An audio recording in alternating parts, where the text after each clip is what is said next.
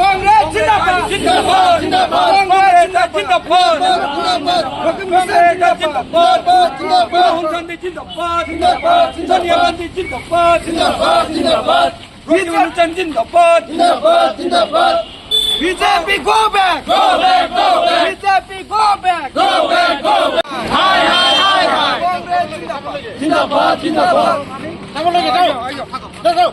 Assam police go! Assam police go back! Go back! Go back! Assam police go back! Go back!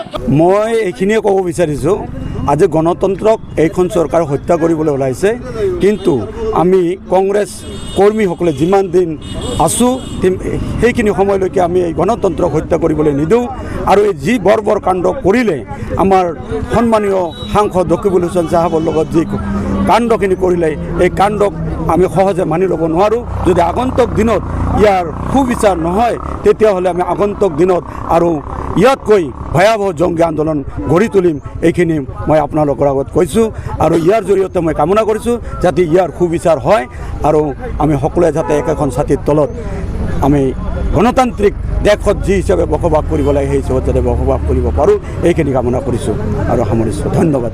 আমি হতভংগ হৈছোঁ police প্ৰশাসনৰ যি কাণ্ড কীৰ্তি এইখিনি দেখি আমি হতভংগ হৈছোঁ যে এওঁলোকে যিখিনি কালপিত দোষী এওঁলোকক একো নকৰাকৈ আমাৰ কংগ্ৰেছ কৰ্মীসকলক যিসকলে আমি যুৱ কংগ্ৰেছৰ আমন্ত্ৰণ মৰ্মে আমি গুৱাহাটীলৈ এটা সজাতি দলে যাত্ৰা আৰম্ভ কৰিছিলোঁ আমি এখন মেমৰেণ্ডাম দিয়াৰ কাৰণে কাৰণ আমাৰ ধুবুৰী জিলা সাংসদ মাননীয় ৰকিবুল হুছেইন চাহাবক যি ধৰণে দুষ্কৃতিকাৰী আক্ৰমণ কৰিলে লগতে তেখেতৰ PSO দেহৰক্ষীক যি ধৰণে আক্ৰমণ কৰিলে অসমৰ বুকুত ই এটা ক'লা দাগ লগালে আৰু আমি বিচাৰিছোঁ সেই কালপিতসকলক হিমন্ত বিশ্ব শৰ্মাধীন চৰকাৰে তেওঁলোকৰ মূৰৰ ওপৰত হাত ৰাখি আৰু কংগ্ৰেছ কৰ্মীসকলৰ ওপৰত যি বৰ্বৰতা অত্যাচাৰ অন্যায় কৰিছে তেওঁলোকে পাহৰি গৈছে আমি কংগ্ৰেছ কৰ্মী হয় আমি ব্ৰিটিছক খেদি পঠিওৱা মানুহ আমি ইমান কষ্ট কৰিব পাৰোঁ